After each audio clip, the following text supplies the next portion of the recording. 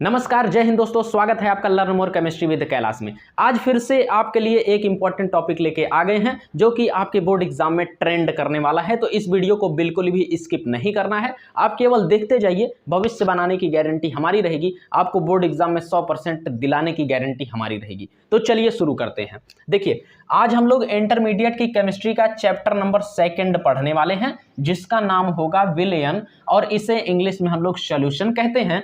ये आपके board exam 2024 में ट्रेंड करने वाला क्वेश्चन होगा, ठीक है। तो चैप्टर नंबर 2 हम लोग पढ़ने वाले हैं। चैप्टर नंबर 2 का ये पार्ट 1 है, ठीक है।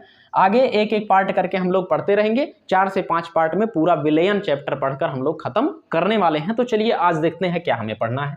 चैप्टर का नाम क्या है? विलयन है। तो सबसे पहले हमें जानना पड़ेगा आखिर विलयन होता क्या है। तो देखिए विलयन क्या होता है। 2 या 2 से अधिक पदार्थों के समांगी मिश्रण को ही हम लोग विलयन बोलते हैं। अब समांगी मिश्रण यानी होमोजीनियस मिक्सचर होता क्या है, इसके बारे में जान लीजिए। तो देखिए, मान लीजिए हमने 2 पदार्थ ले लिया, इन दोनों पदार्थों को हमने क्या किया, आपस में मिला दिया। अब जब हम इन दोनों पदार्थों को आपस में मिला देंगे, तब की स्थिति में ये दोनों आपस में मिल जाने चाहिए, और ऐसे मिले जाने चाहिए कि इन दोनों पदार्थों को अलग ना किया जा सके, या फिर ये दोनों अलग अलग मिलने के बाद दिखाई ना दे। तो इस प्रकार के मिक्सचर को हम लोग क्या कहते हैं? होमोजीनियस मिक्सचर कहते हैं, यानी समांगी मिश्रण कहते हैं, ठीक है। तो यहाँ पे विलयन की परिभाषा क्या हो जाएगी? 2 या 2 से अधिक पदार्थों के समांगी मिश्रण यानी होमोजीनियस मिक्सचर को क्या कहते हैं? विलयन कहते हैं। जैसे अगर एग्जाम्पल आपको बताऊं, तो चीनी को पानी में जब हम लोग घोल देते हैं, चीनी को पानी में घोल देते हैं, तो क्या चीनी उस पानी में अलग दिखाई देता है? बिल्कुल भी नहीं दिखाई देता। चीनी पूरी तरीके से पानी में घुल जाता है, क्योंकि चीनी और पानी क्या बनाते हैं? होमोजीनियस मिक्सचर बनाते हैं, और होमोजीनियस मिक्सचर ही क्या कहलाता है? विलयन कहलाता है, ठीक है। तो चीनी और पानी मिलके क्या बनाएंगे? शरबत बनाएंगे, और ये जो शरबत होगा वही क्या होगा? विलयन होगा, क्योंकि इसमें 2 या 2 से अधिक पदार्थ आपस में मिले हुए हैं, वो भी किस रूप में?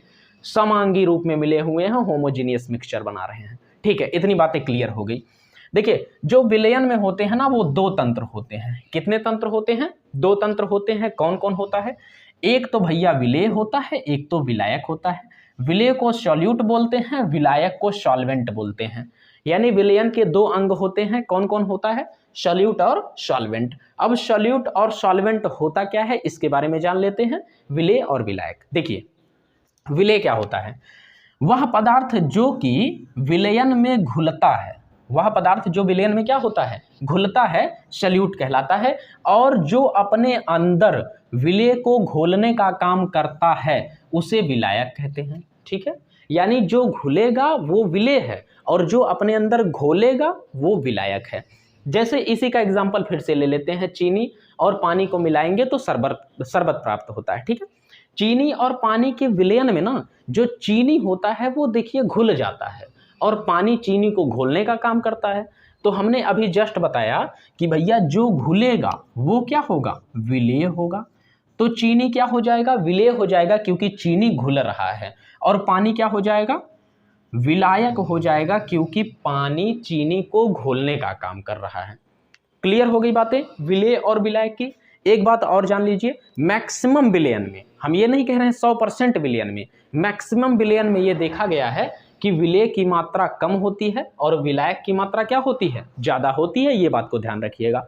विलेय की मात्रा कम होगी और विलायक की मात्रा ज़्यादा होती है। और जो घुलता है वो विलेय है, और जो घोलता है वो विलायक है। घुलता और घोलता में फर्क समझना। जो घुल जाता है वो विलेय है, और जो घोलता है वो विलायक है। जैसे मैं अगर एक और एग्जांपल दूं आपको, कि नमक और पानी का विलयन प्राप्त अगर करना है, तो नमक और पानी क्या क्या होंगे? तो नमक चूंकि घुलता है तो नमक विलेय होगा, और पानी घोलता है तो पानी क्या हो जाएगा? विलायक हो जाएगा। ये बात आपको क्लियर हो गई होगी, ठीक है। चलिए आगे बढ़ जाते हैं। आगे हम लोग देखते हैं विलयन के प्रकार, यानी टाइप्स ऑफ सॉल्यूशन। विलयन कितने प्रकार के होते हैं? तो विलयन को 2 तरीके से बांटा जाता है। एक तो अवस्था के आधार पर, और एक तो विलेयता के आधार पर। तो विलयन को 2 प्रकार से बांटा जाता है, एक तो अवस्था के आधार पर, और एक तो विलेयता के आधार पर, ठीक है।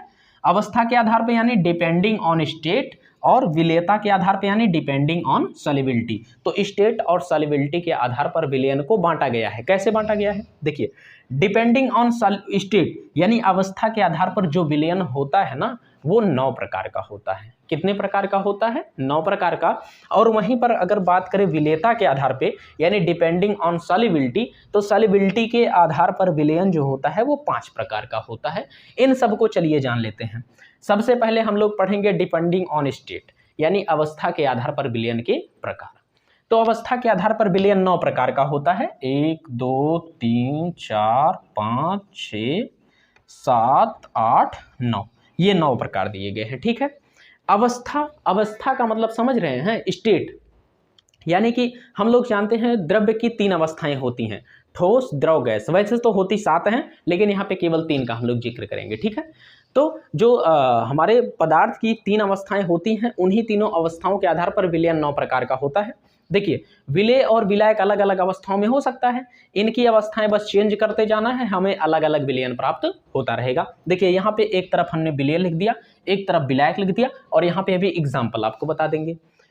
देखिए पहली स्थिति क्या हो सकती है? विलेय ठोस होगा, विलायक भी ठोस होगा, ये हो सकता है। दूसरा, विलेय ठोस हो पर विलायक द्रव हो। तीसरा, विलेय ठोस हो विलायक गैस हो। इस तरीके से करते करते हमें कहां तक जाना है? 9 तक जाना है। 9 के अलावा और कोई भी नहीं हो सकता है। तो देखिए पहला क्या है? विलेय ठोस हो और विलायक ठोस हो। यानी देखिए ध्यान से, विलायक यानी जो घुलेगा, विलेय यानी जो घुलता है। तो ठोस में ठोस घुलना चाहिए, ऐसा विलयन जिसमें ठोस में क्या घुला हो? ठोस घुला हो। विलेय यानी जो घुलेगा।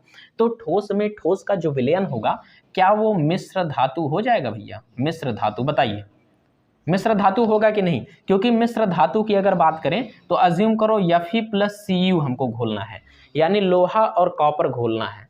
तो लोहा भी ठोस है, कॉपर भी ठोस है, और जब दो धातुओं को आपस में मिला दिया जाता है तो क्या प्राप्त होता है? मिश्र धातु प्राप्त होता है। यानी मिश्र धातु ठोस ठोस का विलयन हो जाएगा। अगला अगर बात करें तो ठोस द्रव का विलयन क्या होता है? देखिए यह इधर विलायक लिखा हुआ है, विलायक द्रव होना चाहिए और विलेय क्या होना चाहिए? ठोस होना चाहिए। विलायक द्रव, विलेय ठोस, यानी द्रव में ठोस घुला होना चाहिए। तो आप लोग नहीं बता पाएंगे क्या द्रव में ठोस का विलयन? विलायक द्रव हो, विलेय ठोस हो, यानी क्या कर दें? चीनी प्लस पानी। इसमें देखिए विलायक क्या है? पानी यानी द्रव है, और विलेय क्या है? ठोस। खत्म हो गया। अगला क्या है? ठोस गैस, यानी विलायक गैस हो और विलेय ठोस। गैस में ठोस घुला हो। देखिए गैस में ठोस घुला हो सकता है क्या? बिल्कुल हो सकता है। गैस में ठोस यानी क्या? वायु में धूल कण, वायु में धूल कण।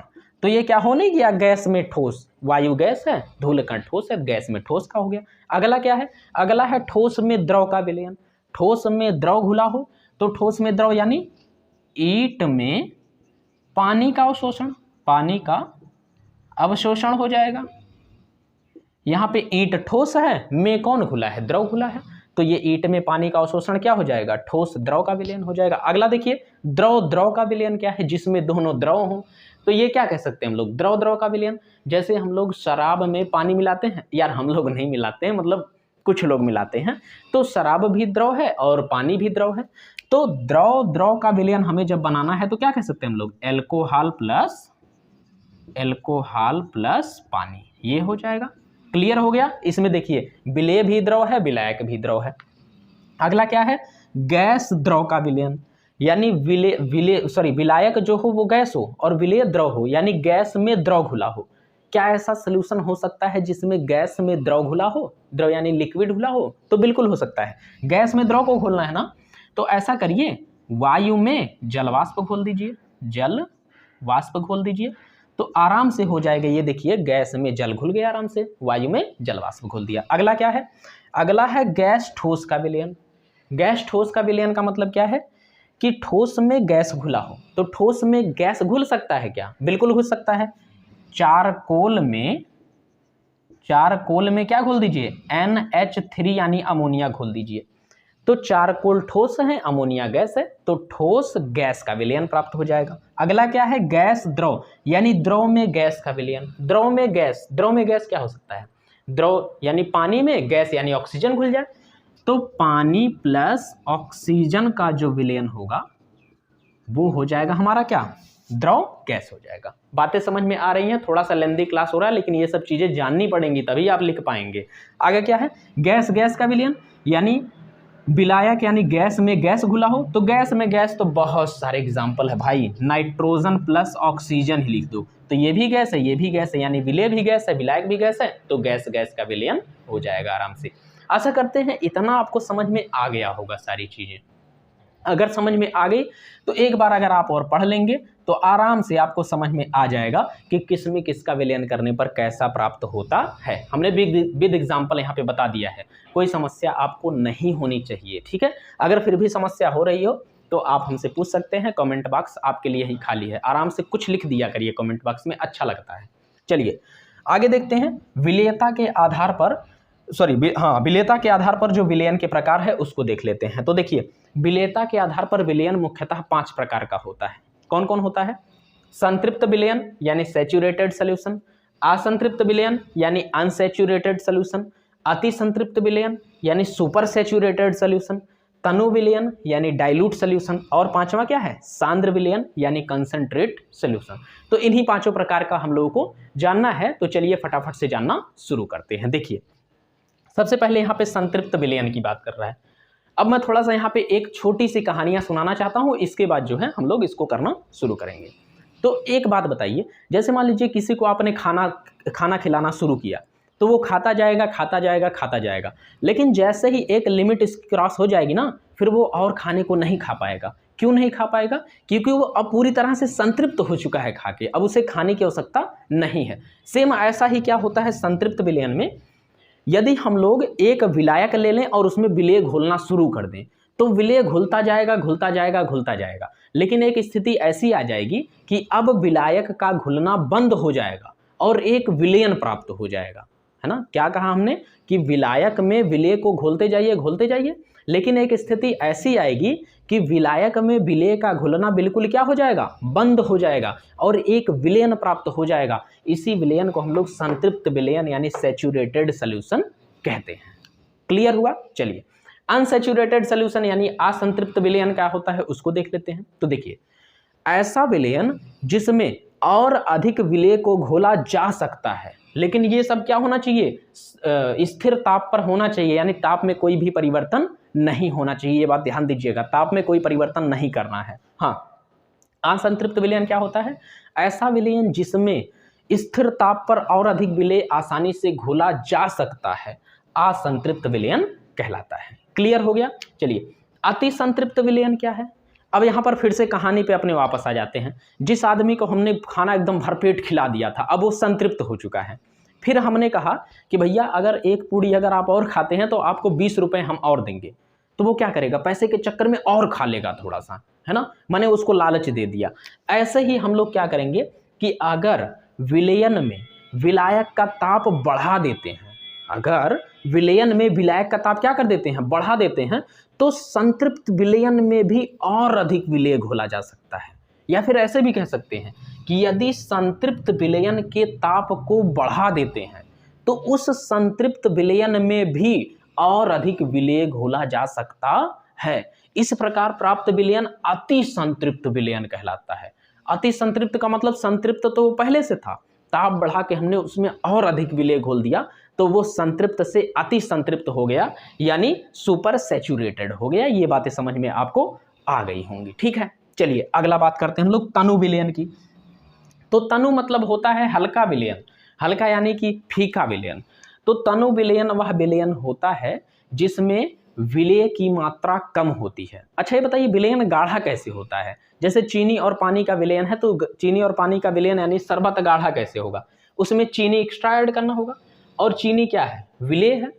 लेकिन हम लोग पढ़ क्या रहे हैं? तनु विलयन। तनु विलयन यानी फीका विलयन। तो फीका कब होगा? जब चीनी की मात्रा कम होगी। चीनी की मात्रा कम का मतलब विलेय की मात्रा कम होगी। तो हम लोग कैसे कह सकते हैं कि तनु विलयन ऐसा विलयन होता है जिसमें विलेय की मात्रा कम होती है, जिसके कारण उसे फीका विलयन भी कहते हैं तनु विलयन को, और तनु विलयन को डाइल्यूट सॉल्यूशन भी कहते हैं। कहीं अगर आज के बाद आप लोग DiLH2SO4 लिखा देख लेना तो समझ जाना ये डाइल्यूट H2SO4 लिखा है, और डाइल्यूट H2SO4 का मतलब होता है कि H2SO4 में पानी ज़्यादा होगा, H2SO4 कम होगा, क्योंकि H2SO4 विलेय है और तनु विलयन में विलेय की मात्रा क्या होती है? कम होती है। इतनी बातें क्लियर हो गई होंगी। चलते हैं अब देखते हैं सांद्र विलयन क्या होता है, यानी कॉन्सनट्रेट सोल्यूशन क्या होता है। ऐसा करते हैं, आपको दिख रहा होगा उसमें, है ना। क्या होता है सांद्र विलयन यानी कॉन्सनट्रेट सोल्यूशन क्या होता है। सांद्र विलयन वह विलयन होता है जिसमें विलय की अधिक मात्रा होती है। अब देखिए, सांद्र का मतलब होता है गाढ़ा, और गाढ़ा विलयन कब बनेगा, जब चीनी और पानी के मिश्रण में चीनी को ज़्यादा बढ़ा देंगे। चीनी की मात्रा जैसे ही ज़्यादा किया तुरंत शरबत हमारा गाढ़ा हो जाएगा, और चीनी विलेय है। और विलेय की मात्रा, विलेय यानी कि सांद्र विलयन में विलेय की मात्रा को हमको बढ़ाना है। तो सांद्र विलयन ऐसा विलयन होता है जिसमें विलेय की मात्रा बहुत ज़्यादा होती है। ये बात क्लियर आपको हो गया होगा। आज के बाद कहीं अगर CONCH2SO4 लिखा देखना, है ना, CONCH2SO4, इसका मतलब है ये लिखा है कंसंट्रेट H2SO4। कंसंट्रेट का मतलब हमने बताया गाढ़ा होता है, और कंसंट्रेट H2SO4 का मतलब है उसमें H2SO4 ज़्यादा होगा और पानी क्या होगा, कम होगा, क्योंकि कंसंट्रेट सोल्यूशन में जो विलेय की मात्रा वो ज़्यादा होनी चाहिए और विलायक कम होना चाहिए। तो आशा करते हैं इतना आपको समझ में आया होगा। यार जितना आप लोग आसानी से यहाँ पर देख लेते हैं ना, इतना आसान चीज़ें बैकग्राउंड में नहीं होती हैं। जब आप आके क्लास को देखेंगे कि इतना क्लास लेने में कितनी मेहनत करनी पड़ती है, कितने कट लगाने पड़ते हैं, कितना रीटेक लेना पड़ता है, क्योंकि कई बार ऐसा होता है कि हम लोग गलत बोल जाते हैं, तो उस कंडीशन में हमें रीटेक लेना पड़ता है, यानी दोबारा से चीज़ें बतानी होती है। और इसमें ऐसा गोदा गादी कर डाला, अब फिर दोबारा अगर बताना हुआ पूरा फिर से मिटा के लिखना पड़ता है, तो मेहनत ज़्यादा पड़ जाती है ना। क्योंकि हमारे पास स्मार्ट बोर्ड तो है नहीं, स्क्रॉल किया फटाफट और इसके बाद बताते चले गए, उस पर पहले से ही PDF बना के रखा है ना। तो हमारी मेहनत के लिए इस वीडियो को लाइक करिए, शेयर करिए, सब्सक्राइब करिए, ये काम जरूर कर दिया करिए, ठीक है। अगर पढ़ रहे हैं तो कम से कम सब्सक्राइब जरूर कर दीजिए। मिलते हैं इसके नेक्स्ट वीडियो में, तब तक के लिए जय हिंद, जय भारत।